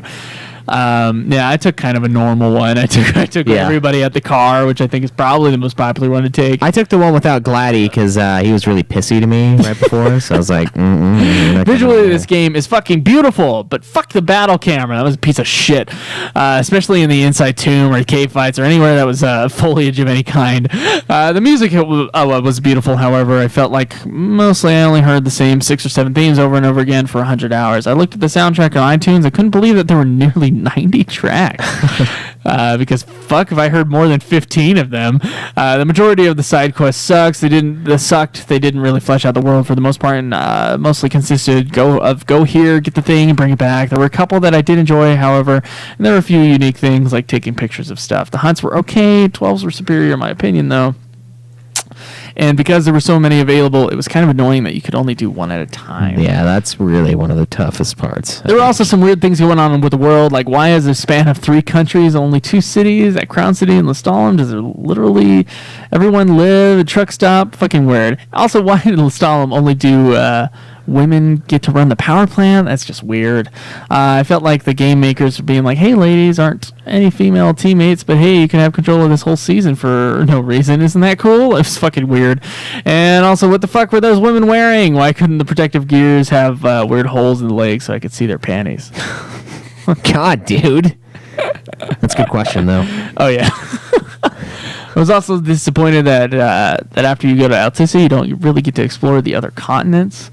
I feel like I don't even get to know how the continent is organized. Where's Ultima and Tenebra in relation to the Empire? How big is it? I have no idea. Again, I think it was part of the game that had to be cut for time's sake. It's really unbalanced to have a huge open world for half the game, and the other half I don't even get to see a map of where the fuck I am. Finally, I get to the gameplay. It was okay at first, and after about 30 hours, it was boring. Said like Kingdom Hearts, but with shittier magic system. He goes on, and the game was way too easy. Played on normal, can't imagine how easy it is. Yeah, he says it was a drag for the remaining 70 hours he played. So overall, I guess this was okay. I think the story, though, somewhat lacked and was overall pretty good. I like the parallels between Noct and Arden. I felt the overall theme of friendship / brotherhood and coming of age were well developed and sorry, I just totally missed my And shown all throughout the story. Shown throughout all the story. And while things were not always completely explained, I felt that they were better than some of the other over-explained things that happened in 13 and 12. I enjoyed it, and we'll probably play it again, but without the 80 hours of fucking side quests. Yeah. Thank you, Mr. Shades. Alistair says, I could write a lot to get it off my chest, but I won't. I think I'm over it now. Not terrible, mostly because the combat is kind of fun, but overrated as hell. But overall, a very disappointing game to me. Game has no business being an open world, and I don't think it benefited from it once. I don't think the world is fun to explore, and I don't think it rewards exploration as well as other games like Skyrim. I actually think the game suffered for it, in fact. My main issue is how much of this game is padded. Side quests are diabolical and make up a large chunk of the game. I can't think of any other game in in the series that pads out and artificially extends the timer of the game like this, or to this degree. This is compounded by how badly the story is told and how undeveloped and unfinished it is. The FF15 bubble erected for this game is absolutely insane, though. To teach their own and everybody... to each their own and everything, but Game of the Year, really? First, second, third best of the series? I feel like when the sheen is completely worn off and we're on to FF18 or whatever, people will look back and realize this game wasn't actually all that special.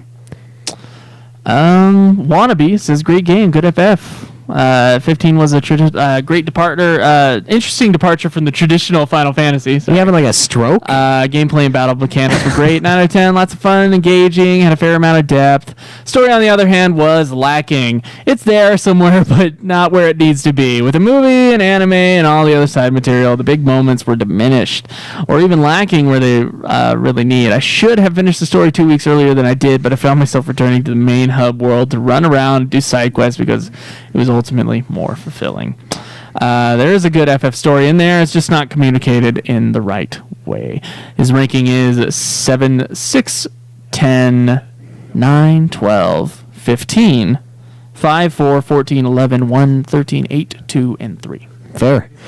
Jay Heltonator says, I may have an unpopular thought, but I really loved this game. Granted, I may just be blinded by the gameplay. I really loved the idea of the story. I hated that I had to go read articles about what 15 failed to make clear, though. The entire Ardent Noctis story was an awesome idea that they executed poorly, but I still loved it. I grew fond of the characters, and the ending bummed me out, despite being really good. When I play a game, I always want more if I'm not satisfied. I am not satisfied.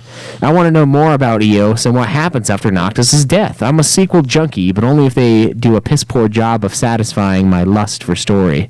End of 10, I'm good. End of 10, 2, I'm good. Then they released the crap that leaves open ends in the 10 universe, and now I want a 10-3, despite knowing it would probably suck. I digress. I want more 15. I want more character development. There seemed to be 15 to 20 hours of potential story that was left out and just not done. My rankings are worst to best 1, 2, 3, 5, 4, 9, haven't finished it yet, 8, 14, 13, 15, 12, 6, 7, and 10. All right. I'm going to pick up the pace a little bit here.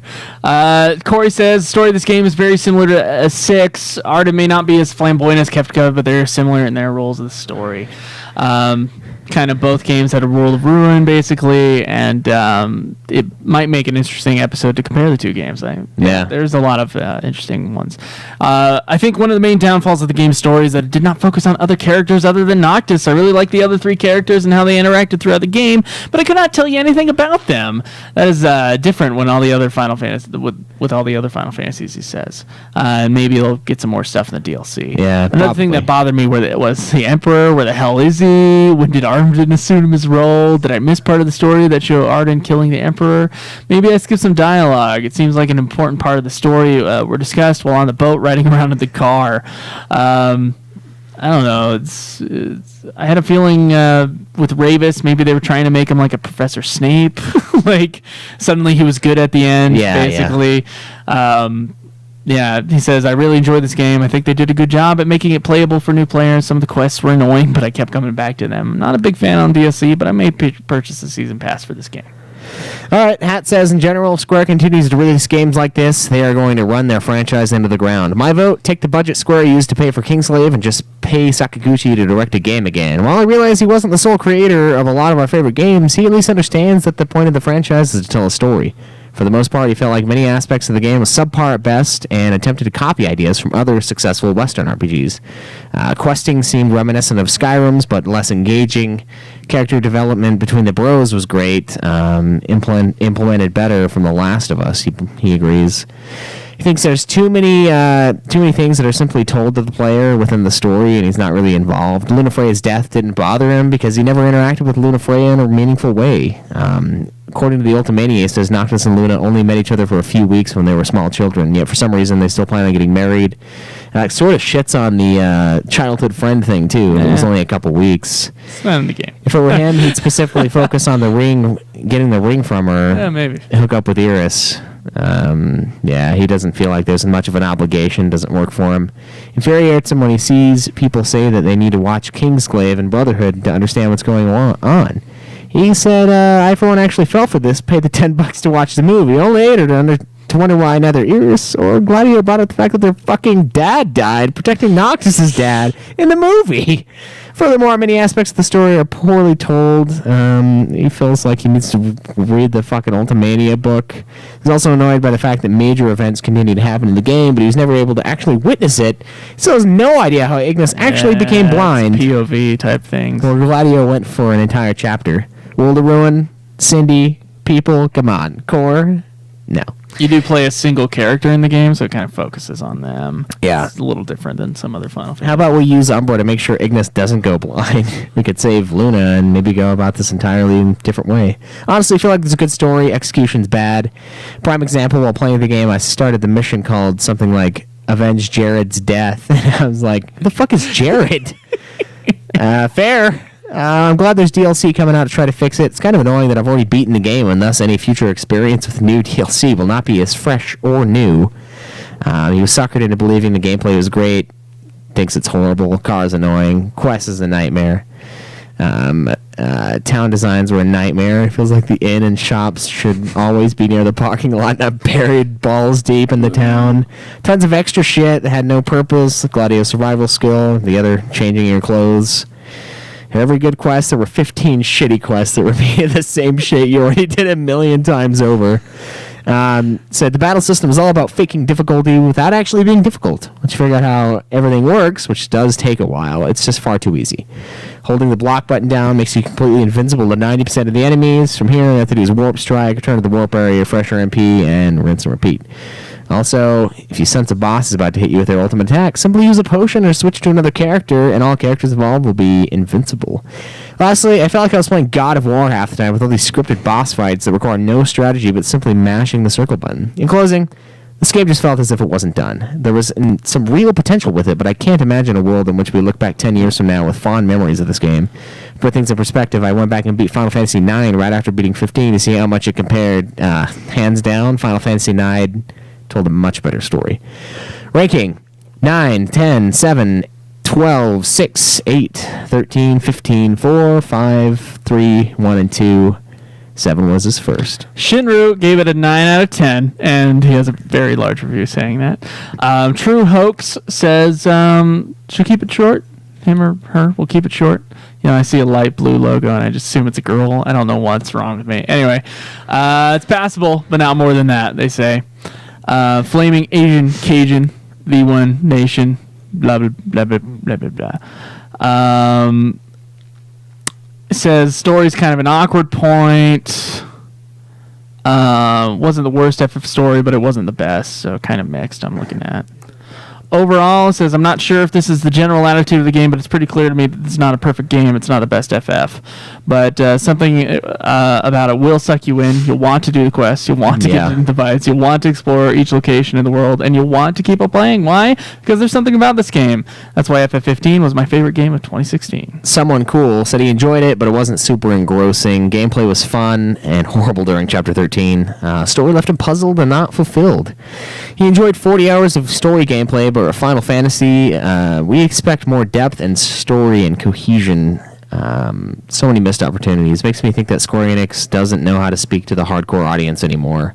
And does this game really represent Final Fantasy for newcomers? That was something I touched on earlier. Like, it might not... It's a good place to start, but not necessarily representative of the series as a whole. So Skull Haiti gave a pretty lengthy review, but I'll give you his scores here. He gave story like a 7 out of 10. He says a lot of good things, a lot of major... the major arc of the game was pretty cool, but there were some other things that he had problems with. Gameplay was a 9 out of 10. He just wanted more variability in the side quests, he says. Design, 10 out of 10. Music and sound was about a 9 out of 10. Says had problems with some of the mixing. Oh, yeah, and the voice acting sometimes is a joke in this game. Yeah, but not with the main characters. No. I would say it's the side characters. Side character was awful, yeah. Replayability gives it an 8 out of 10, and overall 86 out of 100. Best ever and only game reviewed by me, New Clan Style. He says. Thank you. Thank you very much. Strike Knight says it may take over my favorite FF more than Final Fantasy Tactics. He gives the story a 9, a gameplay a 9, design 10, music and sound 10, and replayability / extras an 8. Yeah. Taku Amazuki says, boy, you guys got a lot to read, and I'm not going to make it any easier.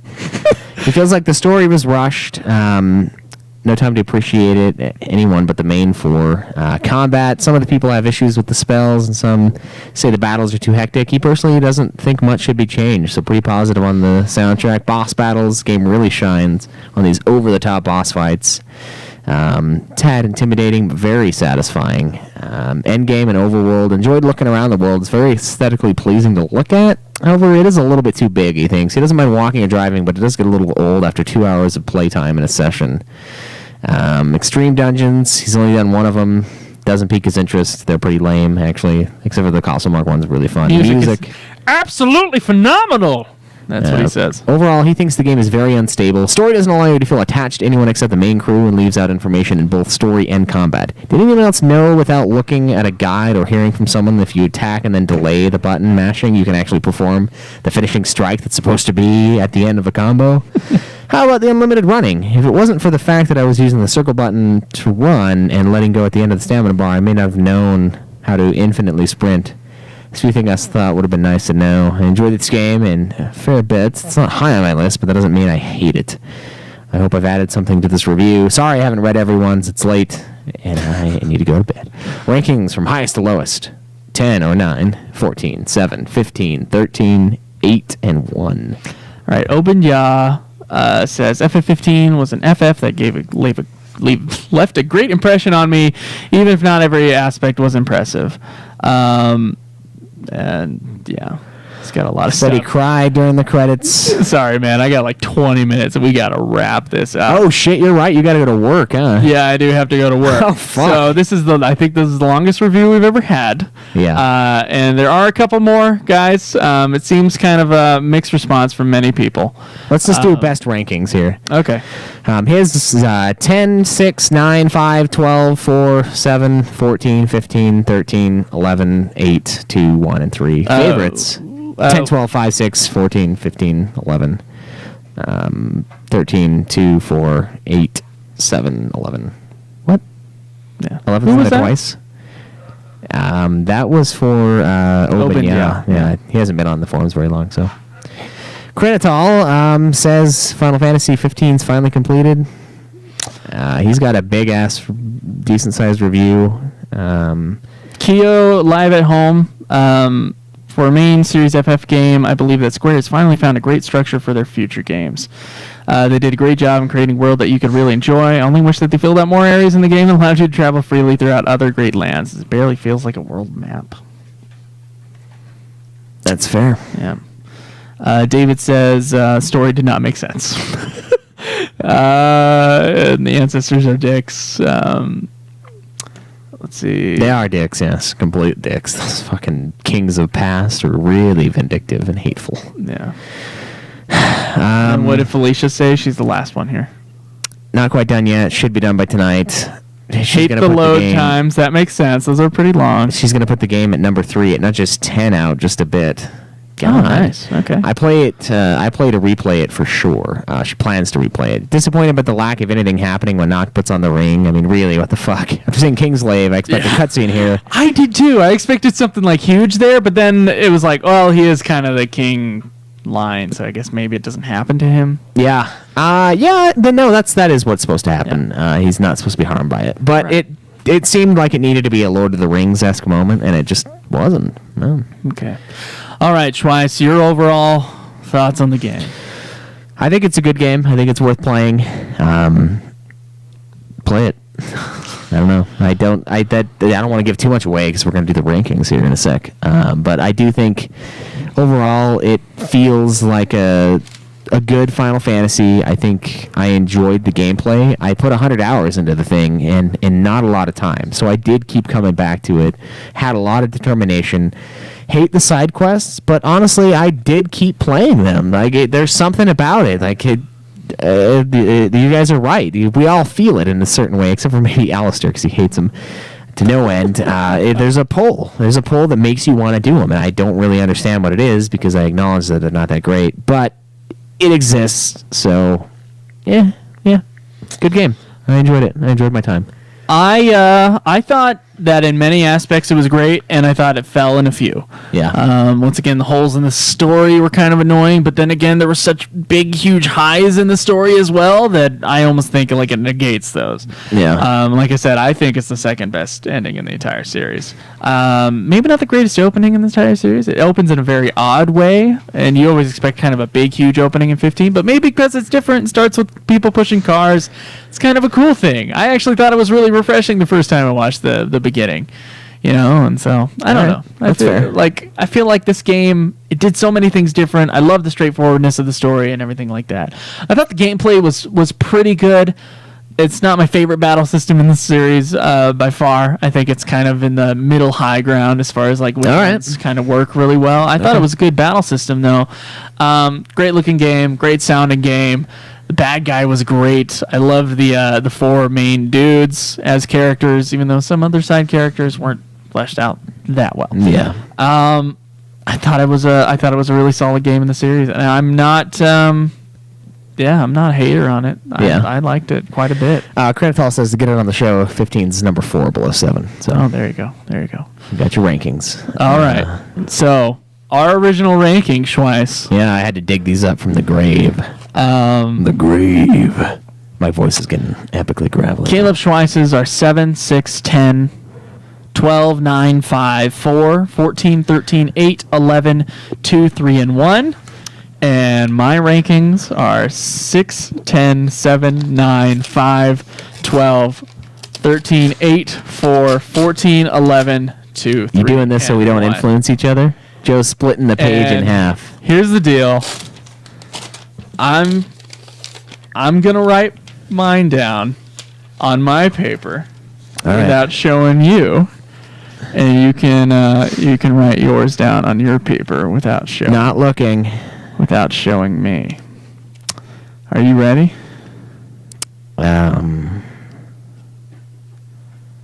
This is tough. Is it? Yeah, it is. I'm looking at like a fucking tie here. God damn it. Ooh, fuck. All right, I got it. Here's yours. Now I want us to guess where the other person ranked it. This is hard. I decided earlier. Okay. Fuck, what's your corrupt list again? Let me see. 10, 7, 9, 5, 12, 13, 8, 4, 14, 11, 2, 3, 1. I'm going to guess that you went full balls to the wall on this one, and I'm going to say you put it above 9 as your number 4. And if that doesn't work, I'm going to say you put it below 5. It's one of those two. Okay. What do you think for me? You're one off.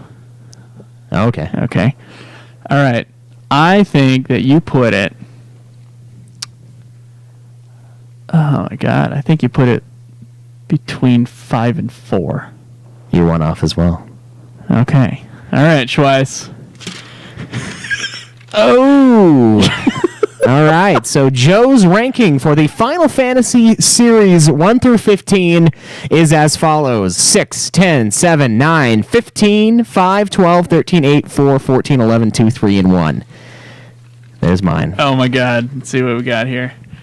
Caleb's ranking is 7, 6, 10, 12, 9, 5, 4, 15, 14, 13, 8, 11, 2, 3, and 1. Yep. So why did you put it where you put it?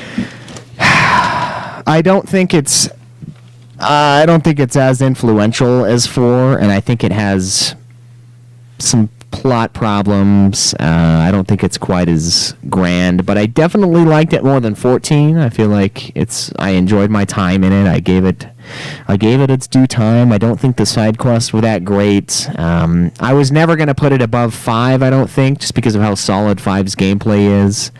And how much I just fucking was blown away by how good that game was.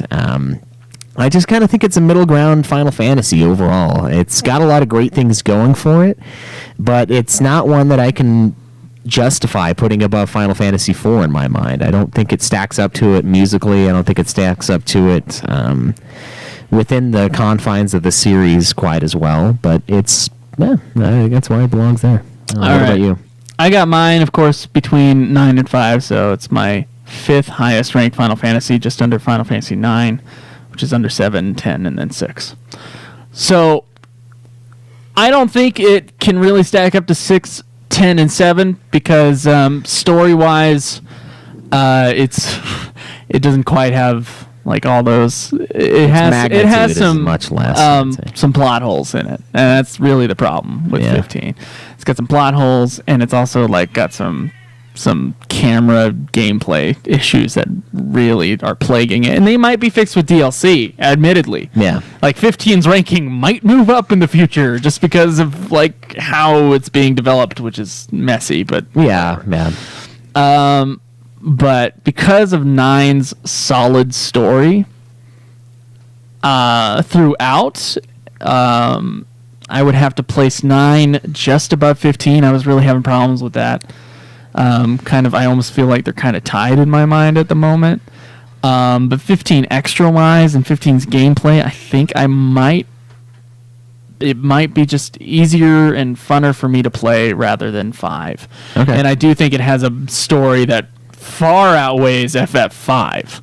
So I'm going to go ahead and put it just under FF9 in my ranking. So, yeah, 5th place. I don't feel too bad about it. And it's higher than I thought that I would be like scared of, I was afraid when FF15 came out it would just be another kind of middle ground one. It's upper middle ground for me though. It's not where 13's at. Mine is dead center. It's the 8th. Is it dead center? Oh my goodness. It is the ultimate middle ground Final Fantasy.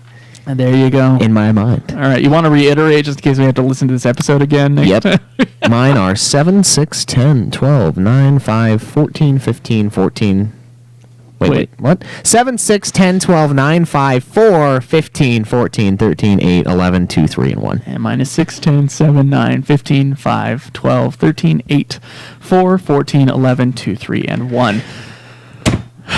Yeah, that is it for our gigantic Final Fantasy 15 review episode. Thank you guys so much for listening. Go to ultimafinalfantasy.com. You know the rest. I'm not going to deal with that on a review episode today. Yeah. It was a wonderful gift being able to play this game. Glad that it came out during our run in the podcast. Oh, yeah. Yeah, guys. Our next game is Final Fantasy 13-2. Yeah, be excited for that shit. And I will tally up the 15 season pass thing, and I'll do that after this, I guess. But Joe's got to take off, so we got to end our section. All right, guys. Have a good night. Enjoy the grind. Even though I'm totally going to still go. I'm going to totally say it after, dude. I'm sorry. What's the dam for, Stolas? I think that might have to be a 3-parter. It's just too long. Well, I'll see how long it is. We didn't really stop for more than like 5 minutes. I don't know. 3 is just too much, I think. I don't think so. Not for that game. How long were you recorded for that one? I think we recorded for 5 hours. Oh my god, dude. Did someone get it right on? Yeah, mine, right? Oh, no, Alexandria. Find the best average. Alexandria almost got mine right on. She was one off. It might be a 3-parter. Oh, you didn't get my rankings? Yeah, it's dead center. Would it be okay if you dunk your junk in warm coffee? Yeah, as long as it's warm, I guess. That's fine. Don't want cold coffee. Yeah, cold coffee would be bad, and hot coffee, I mean, obviously would be bad. Alright, guys, I'm figuring this shit out live. Let's see. Schweiz, let me know who wins. Alright. See you guys later. So Joe put it at she put it as above. Right above 14 for Joe. Let's see, that's 2, 3, 4, 5 off. So -6. Let's see. Corey.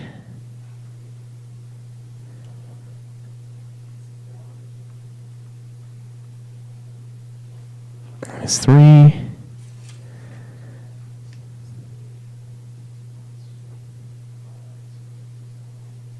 And what do we got here? -4. Stolus, let's see what yours is sitting at. Hey, thanks, someone cool. Glad you enjoyed it. This is the post-game show with Caleb tallying up shit live. Stolus put it as number 5 for me, so that's -3. And 5 for Joe, which is dead on. So Stolus, you're winning the season pass right now. 3 in. That's not to say it'll be the same. Let's see, Dylan has it 3, 4, 6.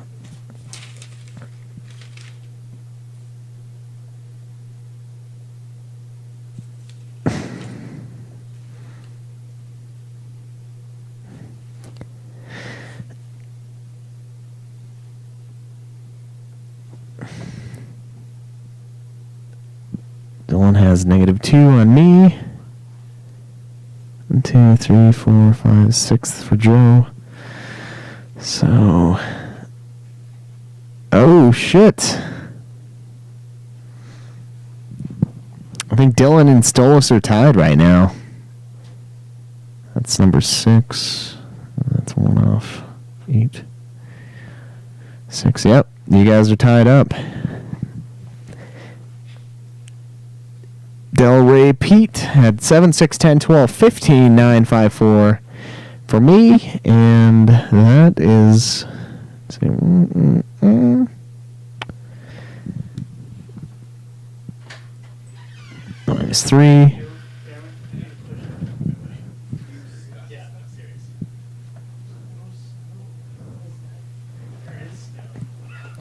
Del Rey is -4. Let's see what Batman has here.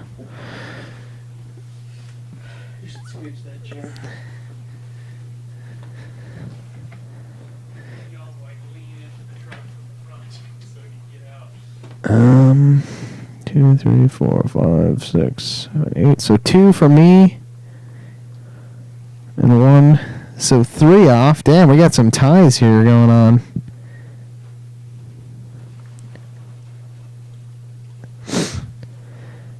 Oh man, Knox Knight is close for mine. That looks like dead on. No, I'm not listing off people's guesses for their rankings. I'm listing off their guesses for our rankings right now. Granatol. I'm trying to give away this copy of the season pass.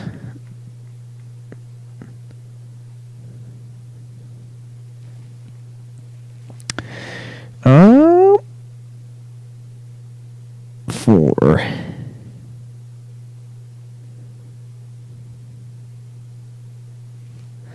Knox Knight is totally winning now. -2.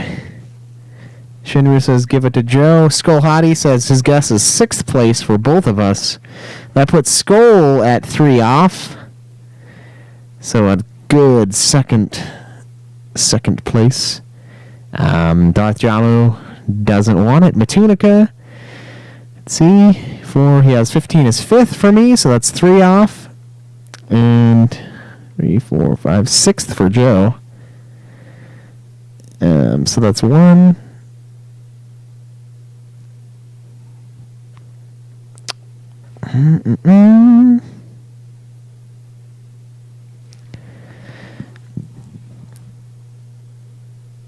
So -1 for Joe. -3, so he's got it -4. 4 off. This is riveting Twitch stream, by the way. I'm positive of that shit. Eyes on me. Oh man, haven't seen you on the forums in a while. Eyes on me. She says 2, 3, 4, 5, 6. So 2 off for me. 2, 3, 4, 5, 6, 7, and 2 off for Joe. That was a -4. Fizzy Dazzle. I'm glad you're enjoying it, Granitol. This is the ultimate stream. 4, 5, -3. Fizzy is 4 off. Let's see what else we got.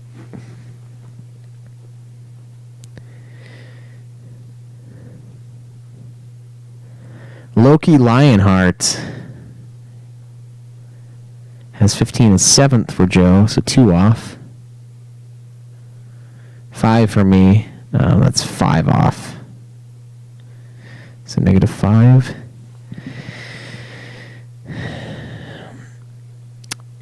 Asian Cajun. Let's see how much talking to us in Final Fantasy XI chat has given him an insight to our minds. He's got the list as me having it in 5th place, so that's a -3 on my end, and Joe having it in 6th place, which is a -1, so Asians, -4.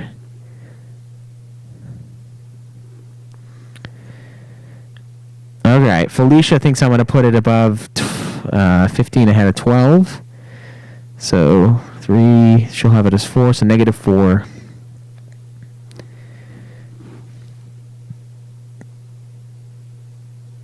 So she's got -4. She guessed Joe's outright. That's pretty awesome. And she thought Joe was going to be a little harder to guess, so dead on. Alright guys, so it looks like the winner of our Final Fantasy 15 Season Pass is going to be Nox Knight. Nox Knight 88. That's pretty fucking legit. He was 2 off. 2 away, and it was a pretty big tie. Most of you guys are around 3 or 4 off. Pretty solid. If you had participated, you would have guessed dead middle for me and number 5 for Joe. You're just saying that because that's exactly what was right. That's exactly what it was, Granitol. Dead center for me and 5th place for Joe. What the fuck, man? Sweet. I'm going to toss that into the podcast and get that recorded.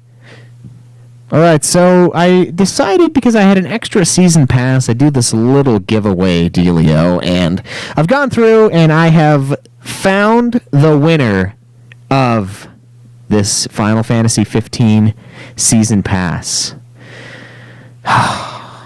The winner is the man, the myth, the legend, Nox Knight 88, who takes partial credit for this idea. You, sir, are the closest. You were 2 off of our overall rankings.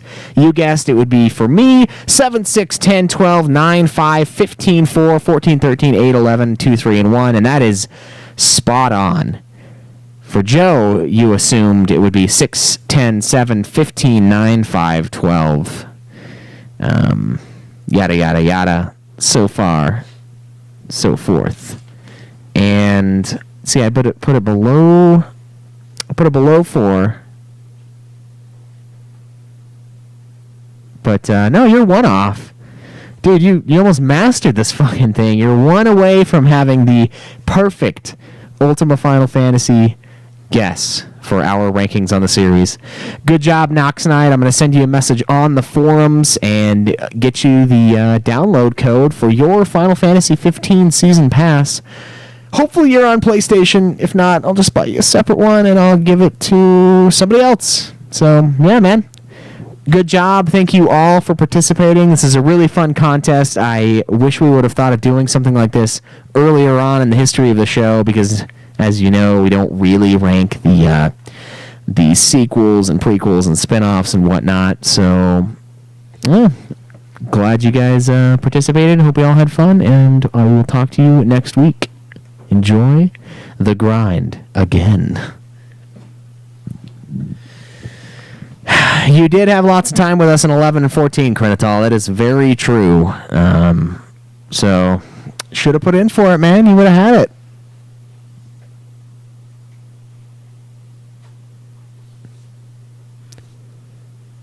Nice. That's pretty funny. How's that cosplay shit going? How far in are you?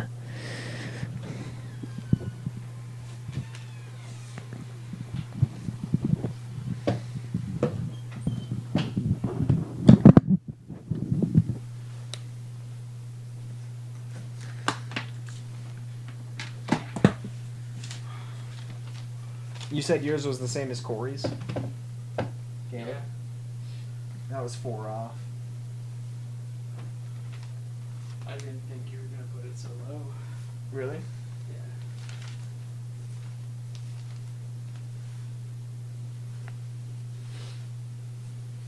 Nice. That's awesome, Corinne. I'm excited to see it when we go out. We'll have to get some photos with some of you guys. CupoCon? Yeah, for the CupoCon. So soon, too. So soon. All right, guys, I am going to take off. I have a lot of mixing I need to knock out. I really appreciate you guys hanging out with us. Thanks for all the new follows, and we will see you next time on Ultima Final Fantasy, the ultimate Final Fantasy podcast.